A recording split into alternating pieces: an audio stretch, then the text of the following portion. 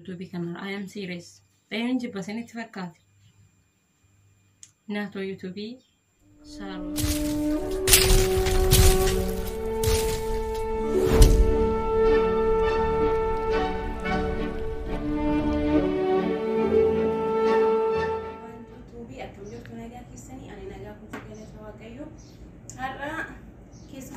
Sini qabadhe dhufee jira keessummaan kiyyas eenyu yettanii obsee Oromiyaati. Obsee Oromiyaa waliin turtii gaarii akka gootanii abdiin qabaa gara mana obsee wayimoo. Ashama harka fuune hordoftoota Faantuu Abaatee akkam jirtu nagaa keessanii nagaan koo kan jaalalaaf kan kabajaalaaf jirtanitti simbiraanaaf haa ga'u.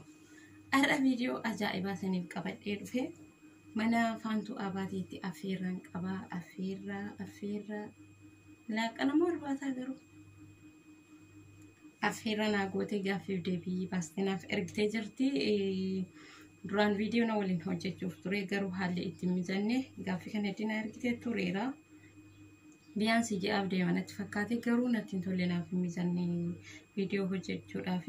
Kanaaf hin ture kallattiidhumaan gara gaaffii isheen na gaafatte deebisuutti deema. Isa dura garuu YouTube channel ishee haaraa namoonni taatan subscribe gochuudhaan maatii ta'aaf isiniin jedha. Viidiyoo kana like share gochuudhaan ishee waliin dhaabadha.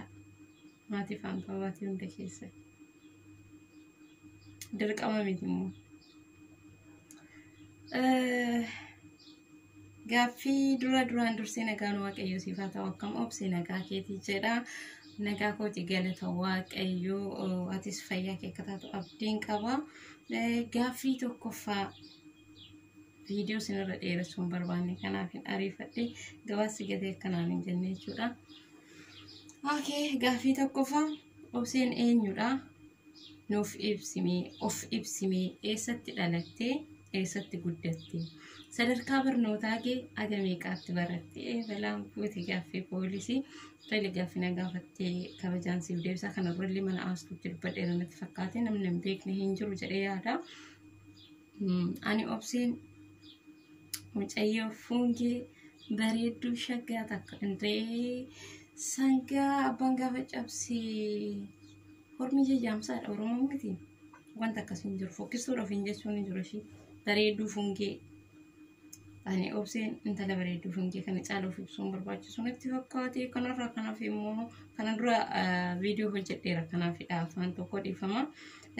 Itti aansuudhaan eessatti dhalattee guddattee bakki dhaloota koo Shawaa Lixaa godina Amboo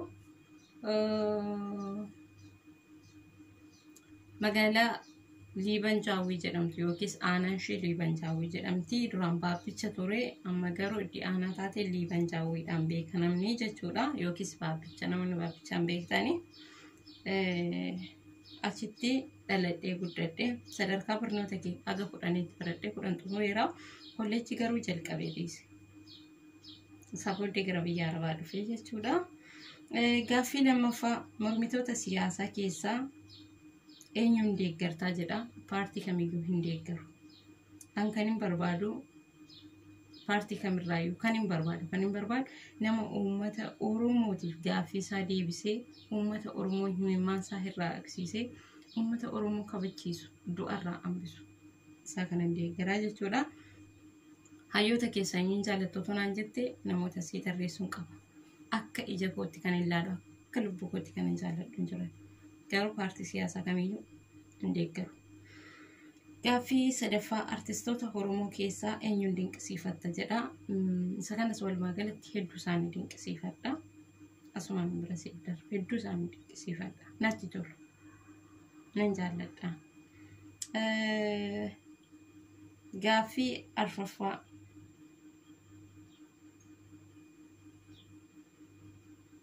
artistoota Oromoo keessaa tokko giddiin itti heerumi osoo siin jedhanii eenyutti heerumtaa maaliif filattee? Kaffi qafarran gaarreftoota abboonaati argaaruun yoo ta'u dirqama artistoota Oromoo keessaa tokkotti heeruminaan jedhanii matti qaata farii.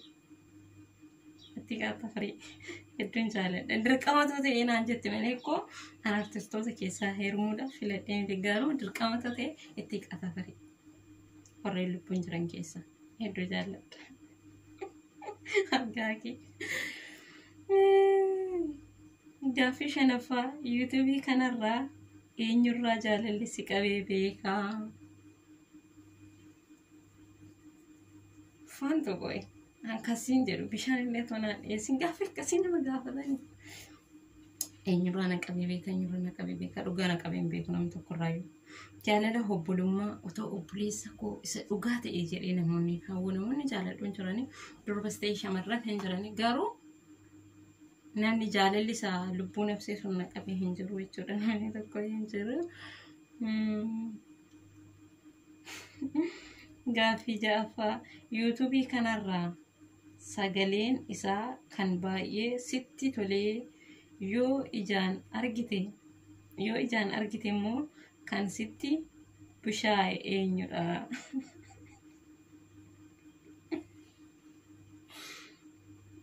yuutuubii kanarraa sagaleen isaa baay'ee sitti tolee yoo ijaan argite kan sitti bushaa'e abbos araan qabu nama akkasii akkuma sagalee isaan eeguudha hundi isaayyuu ishee ani qabu nama akkasiin siin jedha nama sagalee isaa baay'ee natti tolee baay'ee waaw otoon arge jedhee hawwee sagalee isaatti bushaa'ee hin jiru waantu siifaa dhiisa waaqayyoon ti dhugaa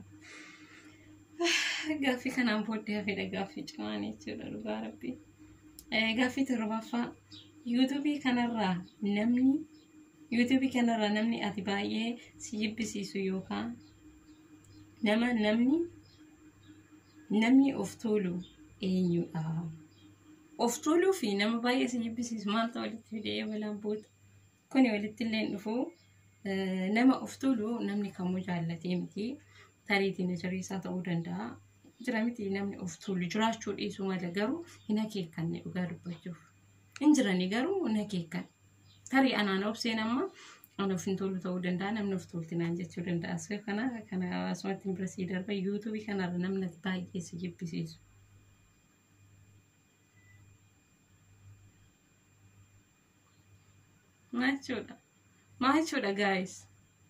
maachuudha guys itti hani ambo mitidha I'm sorry artistani maachuudha guys maachuudha jedhu waaqayyoon takkasii yuutuubii kanarraa namni baay'ee si jibbisiisu nama jibbu nan qaba yuutuubii kanarraa I am serious ta'een jibba sinitti fakkaate naatoo yuutuubii Shaaroon Foozii Bassaa isaan kan hedduuma tokkoon jibbu sagalee isaanii dhaggeeffachuu eebadee akkan jibbu sinitti ni kanaayyuu immoo nan dhaqa mana isaanii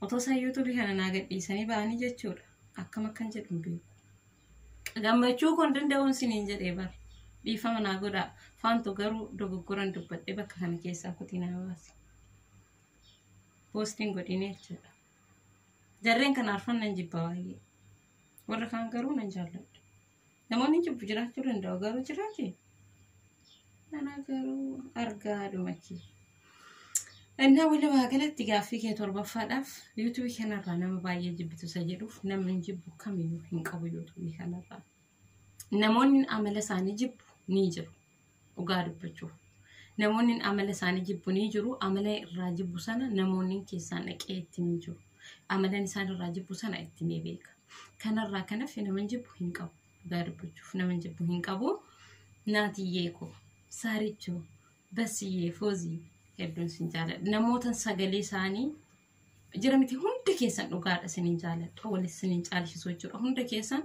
obbolummaa isaa dhiigaa walirraa hin qabnu hollaas walirraa hin qabnu lagaa tokko miti gosaa fi idda dhiiga keenyaaf tokko sinin jaaladha sinin kabajaa sagalee isaanii hedduu kan hin hawwu jarreen kan sagalee isaanii nan hawwu dhugaa dubbachuuf otuman argu otoo isaan haasa'anii otoo isaan sagalee isaanii dhaga'ee gubbaatti ol ba'anii liivina warratti faasaanii hedduu kan hin jaaladhuuf mana isaanii yoo naqe sagalee isaanii dhaggeeffachuuf baay'ee kan hin hawwu keessaa isaan tokko ijoollee hedduun hin jiranii keessaa namoota muraasa sinii fudhadhe malee jechuudha warra shamarraa keessa namoota muraasa sinii fudhadhe malee ijoollee hedduun hin jira hunda isaanii jaalladha hedduun sin jaalladha naatiyye saariyyee intali miqqanyaa konkolaa akkasittiin gaaffii na gaafatte beekaa ijoollee walitti nana gaaffii 8ffaa fi isa dhumaa namoota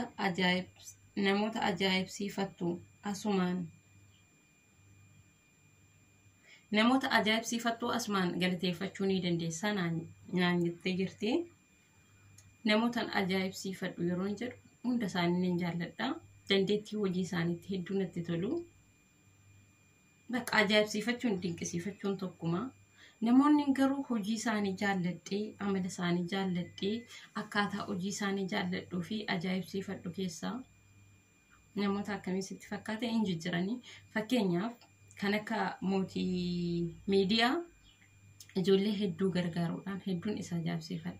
So jechoonni inni dubbatu ofitti amanamummaan inni dubbatu bakka kolfa sana hedduu irraa jaalladha jechuudha. Jira miti yoo nama qeeqes kolfa haasa'a yoo waan barumsa qabu fides kolfa haasa'a. Bakka natti tola na ajaa'ibsiifadha jechuudha. So ittaan suudhaan ijoollee super chaatii guutuudhaan ijoollee hedduu bukkee waan dhaabatuuf asumaan galatoomisiin jenna mootii keenya ittaan suudhaan sololoo. Namoota beeku jiraachuu malanii garuu namoota beeku ittaan suudhaan sololoo yeroo baay'ee kan beekamu sololoon super chaatii guutuudhaan ijoollee hedduu bukkee dhaabatan jajjabeessa galatoomaa siniin jedha umurii dheeraa nuuf jiraadha siniin jedha.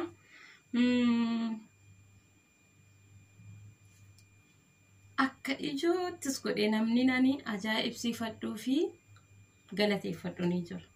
Ol ka'ee kun akkasitti ol ka'ee jechuudha dhugaa dubbachuuf Abdul Aappii. Namoonni hundumti keessaan yeroo inni viidiyoo gadhiisu viidiyoo isaa sheerii godhaa fi viidiyoo isaa ilaalaa fi akka danda'ametti gargaaru yaalaa siniin jedha. Obsee ofii keetii kana gooteetta kan nuyi jettu jechuu dandeessi. Godhee osoo hin taane wanta siniin jedhu kana ofii kuraa wadhee otoo hin taane garuu otoo gargaartanii gaariidha siniin jedha. Maaliif beektu dhugaa waaqa yeroo isaa aarsaa godhee yoo ijoolleen irratti bilbilaan rakkatanii fakkeenyaaf amma Google keessatti waa argaa screenshot godhanii itti erganii yeroo isaarraa kutee jechuudha. Yeroo hirriba isaarraa yeroo irratti bilbilanii hirriba keessaa isa kaasantu jira. Dadhabee otoo hin jedhiin salacha'ee bakka jira miti sinnuffee dadhabee otoo hin jedhiin nama hundumaa kan gargaaruu fi kaleessa har'asa amalli isaa tokko kan ta'e dhugaa mucaan hedduu ajaa'ibsiifadhu Abdul Aappii. Asumaan guddaa galatoomii biroo siin jedha galatoomi siin jedha umurii dheeraa nuuf jiraadhu sammuun kee kanumaan caalatti haa banamu kan ofii keetii siif ta'urraa kan namaaf ta'u nama hawwu hedduun si galateeffadha galatoomi siin jedha jecha biraa hin qabu beekee nama eebbisu akka maanguddoota sanatti kanaaf oduu baay'ee sinirra dheeresse natti fakkaate aga viidiyoo biraatiin mana faantusaa ta'u mana kootti deebinee wal arginutti nagaadhaan naa tura hedduun siin jaalladha hedduun siin kabaja. Waan hin taane na dubbistee kutii keessaa baasii akka huttetti nan qoose kutii keessaan baasini wanta waan homtuun jiru wanti dagadde wanti sinittiin tolle yoo jiraate akkaataa haasaa ko'aatu yaada yoo qabaattan qeeqallee yoo qabaattan koomentii jalatti nuuf katabuu hin dagatinaa aga viidiyoo biraan deemnee wal argintu nagaan nu tura galatoomaa. Akiyyaawwan kabajamtoota faantuubii jalatti argamtanii obsee Oromiyaa waliin turtii gaarii akka gootan abdiin qaba. Obsee Oromiyaas namoota qeeqarraa qabdu qeeqashee dabarfattee jirti qeeqa miti nama jaalalarraa qabduu fi nama